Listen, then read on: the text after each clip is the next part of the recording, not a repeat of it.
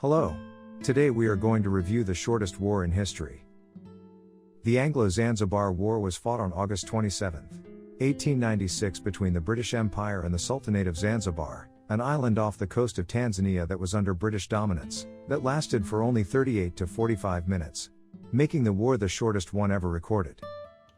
The war was a result of a crisis that stemmed from the death of the Sultan of Zanzibar, Hamad bin Thuwaini, who suddenly died at 11:40 a.m. on August 25, 1896. Hamad's cousin, Khalid bin Bargash, succeeded to the Zanzibari throne on the day of Hamad's death. The quick succession drew suspicion from the people of Zanzibar. Some people even theorized that Khalid had poisoned the food and/or drink of Hamad. Nevertheless, there was not any internal resistance to Khalid's accession.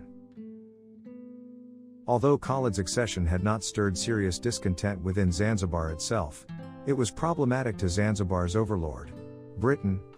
In 1886, the British and the Zanzibaris signed a treaty stating that any successor to the Zanzibari throne required approval of the British consul. In that way, the British protected their interests in Zanzibar. Therefore, when Khalid proclaimed himself the Sultan of Zanzibar without their permission, the British were furious and demanded that Khalid and his forces leave the Sultan's palace immediately, or they would be removed by force. Khalid rejected the British ultimatum and ordered his royal guards to prepare for the palace's defense. On August 26, the British gathered a small invasion force to dethrone Khalid.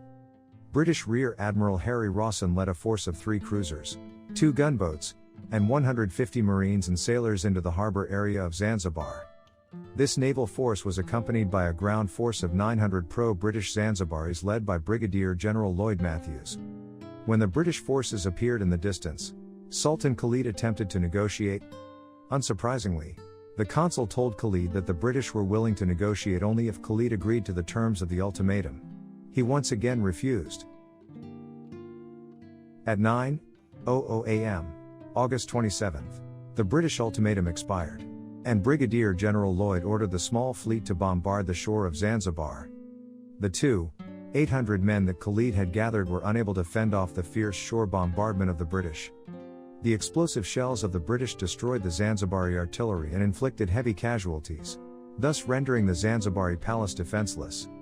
However, the battle was not yet over. A British-style ship appeared right out of the blue. It was the Zanzibari royal yacht, the HHS Glasgow.